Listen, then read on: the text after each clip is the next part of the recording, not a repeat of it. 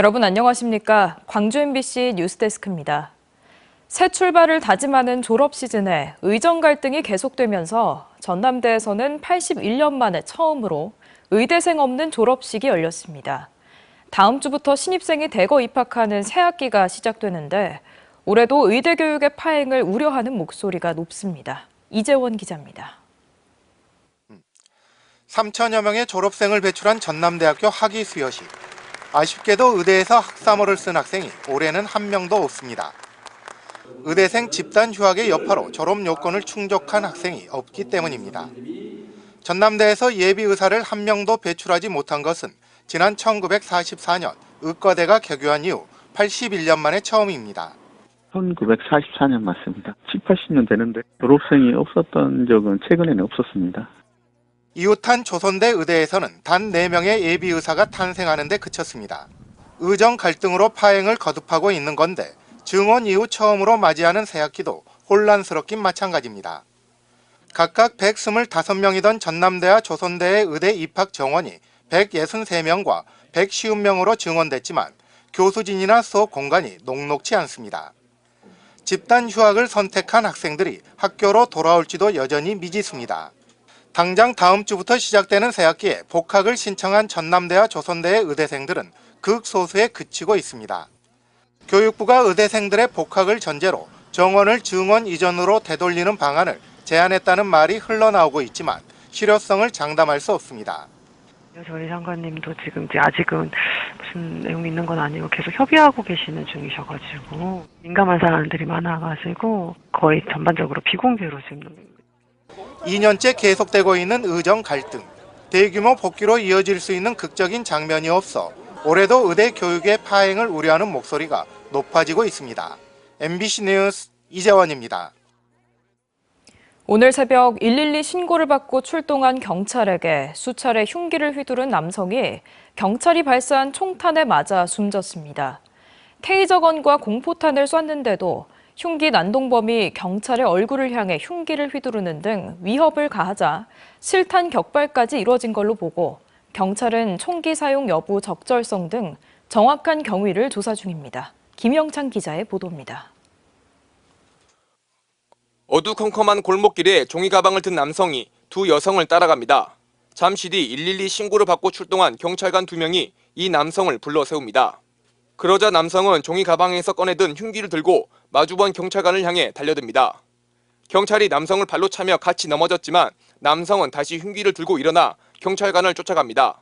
옆에서 동료 경찰이 흉기를 버리라고 경고하며 테이저건을 발사했지만 남성이 입은 두꺼운 패딩 때문에 제압이 되지 않은 것으로 알려졌습니다. 남성은 이후에도 경찰관들을 쫓아가며 위협했고 공포탄을 발사했는데도 흉기로 경찰관의 얼굴을 2차례 공격해 경찰은 격투 끝에 실탄 3발을 발사했습니다. 3시 총소리가 빵빵 3번 나. 근데 우스스스스네. 그래서 내가 나가보려다가 무사서. 경찰이 쏜 실탄에 맞은 남성은 30-40m 거리를 비틀거리다 이곳에서 제압당했습니다. 오늘 새벽 3시 10분 광주 동구 금남로에서 112 신고를 받고 출동한 경찰관 2명이 흉기 피습을 당했습니다.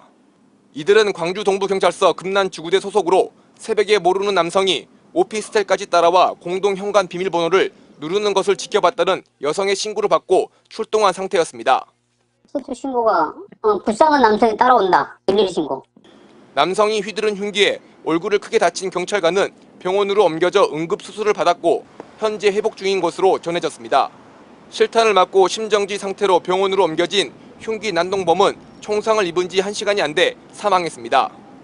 경찰의 물리력 행사 기준에 따르면 흉기 등으로 경찰이나 시민을 해칠 가능성이 높은 치명적 공격 상황에서 경찰은 테이저건이나 실탄을 사용할 수 있고 실탄 사용 시 가급적 대퇴부 아래를 겨냥하도록 규정하고 있습니다. 경찰은 다만 이번 사건의 경우 피의자와 경찰이 금적 거리에서 몸싸움을 벌이는 중 격발이 이뤄져 실탄이 피의자의 상반신에 맞은 것으로 파악하고 있습니다. 경찰은 당시 출동했던 경찰관들을 상대로 총기 사용이 적절했는지를 조사하고 있습니다. 또한 숨진 남성이 흉기를 쏘지 않은 채 여성을 뒤따라간 이유나 경찰에게 흉기를 휘두른 동기 등 정확한 사건 경위를 조사할 방침입니다. MBC 뉴스 김영창입니다.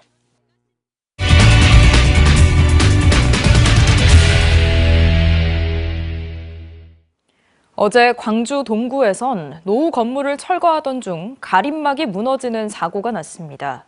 그런데 그 이면을 살펴보니 철거 과정에서 안전사고가 일어나지 않도록 하겠다는 시공업체의 계획이 지켜지지 않았습니다. 한 걸음 더 임지은 기자가 취재했습니다.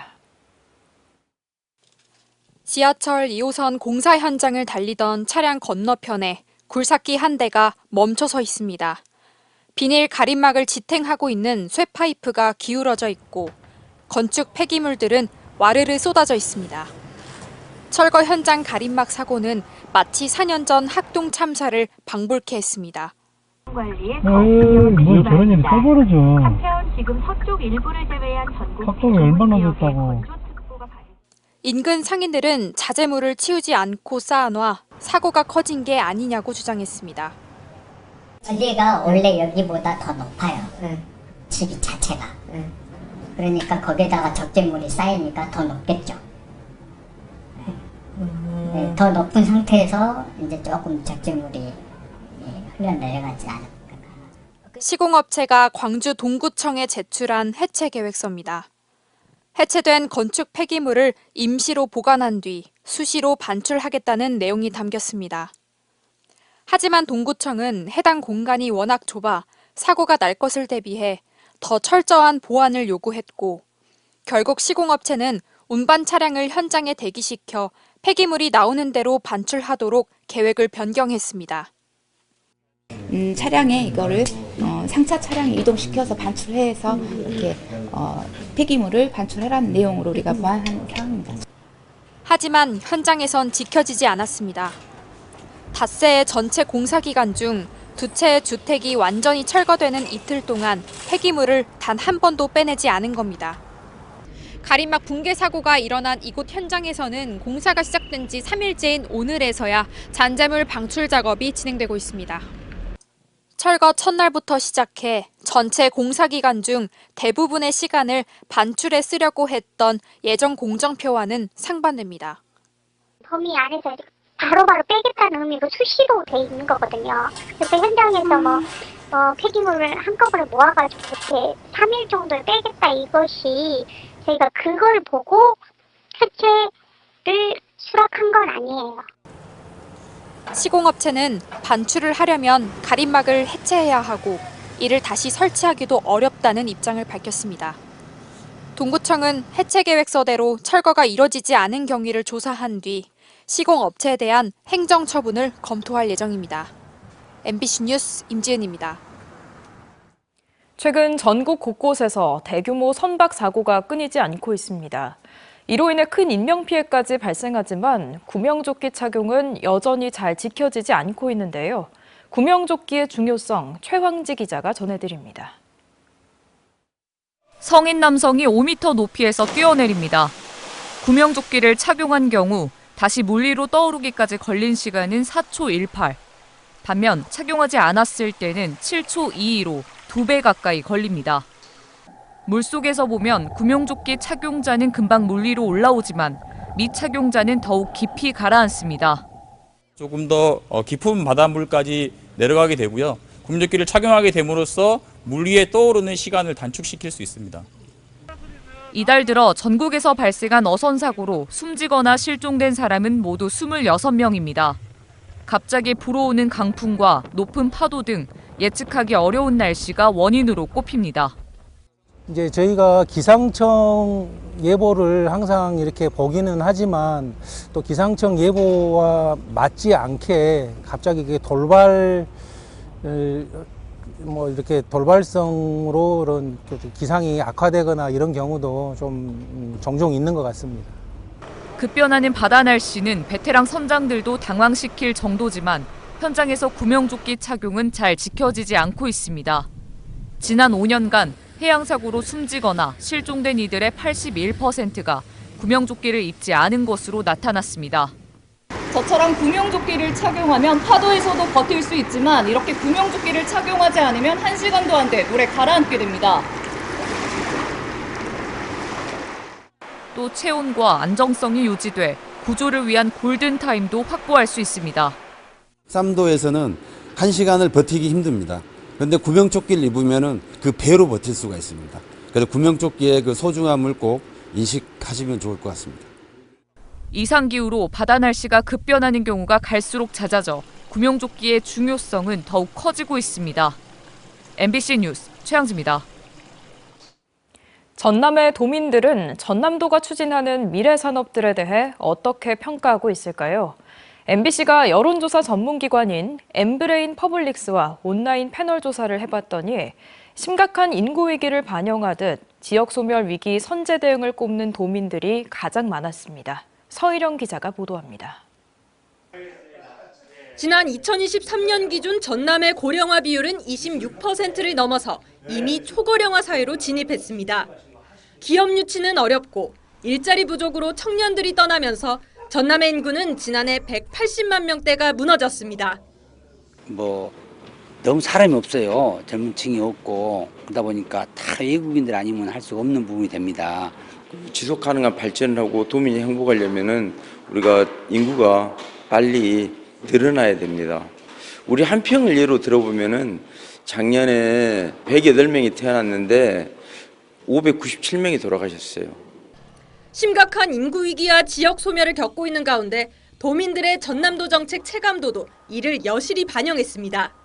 조사 대상 20개 항목 가운데 전남 정책 체감도 우선순위는 지역 소멸 위기 대응이 11.8%로 가장 많았고 지역 상권 활력 지원 9.8%, 도내 어디든지 1시간대 도달 9.4% 순이었습니다. 인구와 경제, 교통 인프라 순으로 나타난 것인데 모두 전남이 가장 취약한 분야입니다. 우선순위를 두고 3개를 꼽을 경우에는 지역 상권 활력 지원과 지역 소멸 위기 대응이 각각 24.8%로 경제와 인구 분야 대답이 가장 많은 비율을 차지했고 문화예술 지원이 23.2%로 높게 나타났으며 청년, 여성, 아동 분야가 그 다음을 차지했습니다. 우선순위 조사에서 3위였던 1시간대 도달 등 교통인프라 구축은 19.8%, 6위로 밀렸습니다. 전남도가 추진하는 정책과제 중요도는 에너지 메가시티 조성과 농식품 기후변화 대응센터 설립이 10.2%로 가장 높았고 갯벌과 기후위기 대응 특별법 제정, 과학기술진흥원 설립 등이 뒤를 이었습니다. 전남 22개 기초자치단체의 전략사업 인지도 조사에서는 순천시의 과학교육센터 조성이 47.2%로 가장 높게 나왔고 고흥 우주발사체 42.2%, 보성 차산업 34%, 신안 섬길 사업이 29.2% 순이었습니다. 이 같은 전략사업 성공을 위해 우선 고려해야 할 사항에서는 지속 가능성이 27.8%로 가장 높게 나왔고 일자리 창출 23.4%, 균형 발전 11.6%, 생활인구 10.6%, 시군 재정 자립도 고려가 6.8%로 조사됐습니다. 이번 전남도 미래산업 인식조사는 지난 15일부터 20일까지 전남 거주 만 18세 이상 온라인 패널 데이터베이스에서 무작위로 추출한 남녀 500명을 대상으로 조사했습니다. MBC 뉴스 서희령입니다.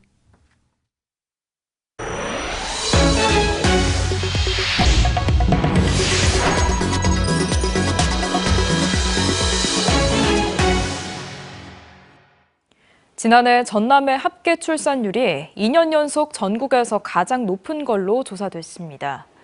통계청이 발표한 2024년 인구동향 조사에 따르면 전남의 합계 출산율은 1.03명으로 1년 전보다 5.8% 올랐습니다. 시군별로는 영광이 1.71명을 기록해 전국에서 가장 높았고 고흥과 강진 등 5곳도 전국 상위 10개 시군에 포함됐습니다. 전남의 합계 출산율은 세종시와 함께 전국 1위를 기록했지만 광주시는 서울과 부산에 이어 3번째로 낮았습니다. 담양군수 재선거와 관련해 더불어민주당 경선은 국민참여 방식으로 치러질 예정입니다. 민주당 공직선거 후보자 추천관리위원회는 담양군수 재선거 경선을 권리당원과 일반 국민을 50%씩 반영하는 국민참여 방식으로 치른다고 밝혔습니다. 경선 투표는 오는 28일부터 다음 달 2일까지 사흘간 이어집니다. 제주항공 여객기 참사 조사를 위해 국토부 항공철도 사고조사위원회와 경찰, 국과수가 무안공항 로컬라이저에 대한 첫 합동 현장 조사에 들어갔습니다. 세 기관은 오늘 오후 로컬라이저가 설계 기준에 맞게 설치됐는지, 둔덕 내부 빔의 설치 구조가 적정한지 등을 들여다보기 위해 유족 참관하에 현장 조사를 진행한다고 밝혔습니다. 조사위원회는 향후 용역업체, 전문가 집단과 함께 사고 조사를 이어갈 예정인 가운데 참사 당시 기계적 결함 등 엔진 내부의 이상 여부를 확인하기 위해 엔진 분해 검사도 실시할 계획입니다. 야간과 휴일을 포함해 연중 내내 광주 지역 소아경증 환자 치료가 가능한 달빛 어린이병원이 추가로 문을 엽니다.